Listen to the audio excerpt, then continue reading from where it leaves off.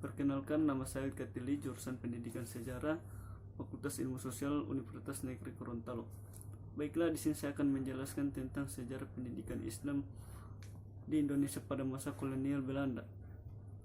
Kolonialisme Hindia Belanda yang dimulai abad ke-19 yang disiapkan oleh Herman Daendels pada tahun 1808 sampai 1811 untuk mempertegas pengelolaan wilayah koloni yang sebelumnya hanya merupakan mitra perdagangan VOC. Hal ini merupakan tanda terbentuknya struktur masyarakat kapitalistik yang sejalan dengan zaman liberalisme, di mana investasi dikelola oleh swasta Eropa.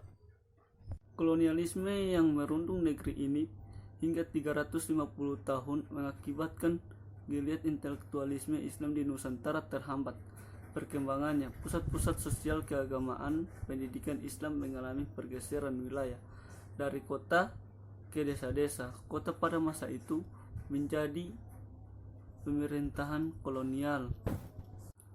Pada masa kolonialisme Belanda dimulai sejak seperempat pertama abad ke-17. Mereka awalnya tidak turut campur terhadap sistem pendidikan Islam di kalangan masyarakat Muslim Nusantara.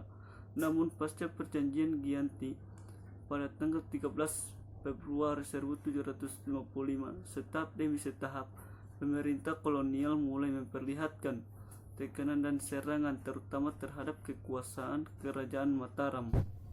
Tampaknya pemerintah kolonial Belanda tidak jauh berbeda dengan kolonial Inggris yang menguasai Jawa sejak 1811 hingga 1816. Belanda berupaya keras untuk menekan pengaruh Muslim di Jawa dengan menggunakan kekuatan mereka di luar Yogyakarta dan Surakarta, khususnya diindikasikan oleh Gubernur Hindia Timur Sir Thomas Stamford Raffles. Pemerintah kolonial Belanda dan Inggris tidak mendukung kemajuan kehidupan sosio-religius masyarakat Muslim Jawa dan tidak memberikan kebebasan kepada mereka untuk melaksanakan praktik-praktik keagamaan sebagaimana telah diberikan oleh Kesultanan Mataram. Belanda merusak dan menghancurkan komponen kehidupan perdagangan orang Jawa dan politik umat Islam. Belanda juga melakukan penekanan dan bertindak represif terhadap kegiatan keamanan umat Islam. Upacara-upacara ritual terbuka dilarang, naik haji dibatasi, dan para haji diawasi gerak-geriknya oleh kolonial Belanda. Penekanan dan pengawasan ketat itu menimbulkan perlawanan dari umat Islam. Setelah itu, pemerintahan kolonial Belanda mulai agak mengurangi penekanan dan pengawasan atau pembatasan terhadap aktivitas dan pengamalan umat Islam. Mereka memberi sedikit kebebasan terhadap orang-orang Islam yang berkeinginan naik haji Mekah. Umat Islam pun berbondong-bondong naik haji dengan jumlah yang meningkat. Mereka selain menunaikan haji ibadah juga mempelajari ilmu-ilmu agama secara serius dan tekun. Sekembalinya dari tanah suci, mereka mengamalkan dan mengajarkan ilmu sehingga jumlah guru dan agama institut pendidikan Islam meningkat. Mereka pun para ulama melakukan perubahan awal di tanah kelahiran mereka. Salah satunya yaitu mendapat perhatian serius yang adalah perbaikan bidang pendidikan Islam tradisional yang dianggap tidak usang dan ketinggalan zaman. Pada mulanya, sebagian mereka yang mengajarkan agama di sekolah-sekolah milik pemerintah Hindia Belanda, tetapi pengajaran mereka itu tidak dihitung sebagai bagian kurikuler. Mereka hanya diperkenankan untuk mengajarkan murid-murid di sekolah pada sore hari. Mereka tidak puas dengan cara demikian, maka mereka memiliki keinginan yang kuat untuk melaksanakan dalam bidang pendidikan Islam, yaitu dengan cara mendirikan sekolah-sekolah dengan model barat. Sebagaimana sudah mulai berkembang dan mereka saksikan di Timur Tengah. Proses belajar mengajar tidak lagi bertempat di surau-surau dengan duduk melingkar, tetapi di kelas-kelas atau sistem klasikal dengan menggunakan bangku. Kurikulum pun yang diajarkan tidak hanya berkutat pada bidang studi agama, tetapi juga diajarkan materi-materi pengetahuan umum, termasuk bahasa Inggris dan Belanda, menjadi bagian integral dari kurikulum. Di wilayah Ambon menjadi tempat yang pertama dipilih oleh Belanda, dan setiap tahunnya beberapa penduduk Ambon yang dikirim ke Belanda untuk dididik menjadi guru. Ketika Indonesia memasuki 1627,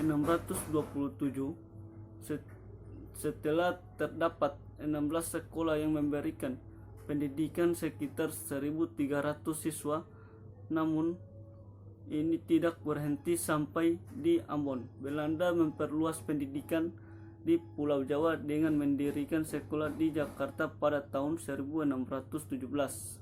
Memasuki abad ke-19, Belanda mendirikan 20 sekolah untuk penduduk Indonesia di setiap kota keresidenan karena pada masa diberlakunya tanam paksa pada waktu itu. Ketika era tanam paksa itu berakhir dan memasuki masa politik etis, beberapa sekolah Belanda mulai menerima pelajaran dari berbagai kalangan yang kemudian berkembang menjadi bernama sekolah rakyat. Pada akhir era abad ke-19 dan awal abad ke-20, Belanda memperkenalkan sistem pendidikan formal yang lebih terstruktur pada rakyat Indonesia, yaitu sekolah bagi orang Eropa, sekolah dasar bagi pribumi, sekolah menengah, sekolah atas, dan pra-universitas. Belanda juga mendirikan sejumlah perguruan tinggi di Pulau Jawa pada abad ke-20 dengan tujuan saat itu Belanda ingin memperdalami pendidikan di Indonesia. Perguruan tinggi yang didirikan yaitu di Indonesia adalah Sekolah Kedokteran di Batavia, Sekolah Kedokteran di Surabaya, Sekolah Hukum di Batavia, dan Sekolah Teknik di Bandung. Perkembangan pendidikan Islam pada masa kolonialisme melihat adanya kenyataan politik di tanah air pada zaman pemerintahan Hindia Belanda yang dianggap pemerintah Belanda lebih modern pada madrasah. Pada waktu itu kurang menarik minat dari sudut penyajian kurikulum. Sistem persekolahan pemerintah Hindia Belanda untuk rakyat Indonesia pada mulanya terbatas untuk kalangan bangsawan. Namun sesungguhnya pendirian sekolah ini merupakan langkah politik kolonial Hindia Belanda dalam rangka menyediakan pendidikan bagi putra dan putri keturunan Belanda di Indonesia. Menjelang abad ke-20, beberapa sekolah Islam modern didirikan. Abdullah Ahmad mendirikan sekolah Adabiyah, yaitu sekolah Islam yang didirikan dengan sistem modern yang dimulai pada tahun 1909 atau kira-kira pada abad 20. Kolonialisme pemerintahan Hindia Belanda belum berakhir. Kedatangan Jepang pada 10 Januari 1942 menandai akhir kolonialisme Belanda.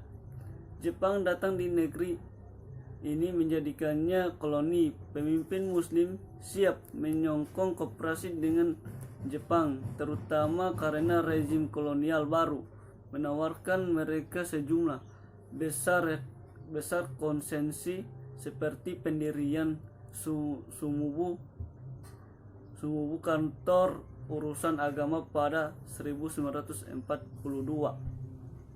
Baiklah, hanya itu penjelasan dari saya tentang sejarah pendidikan di Indonesia pada masa kolonial Belanda. Wabillahi taufiq wal hidayah. Wassalamualaikum warahmatullahi wabarakatuh.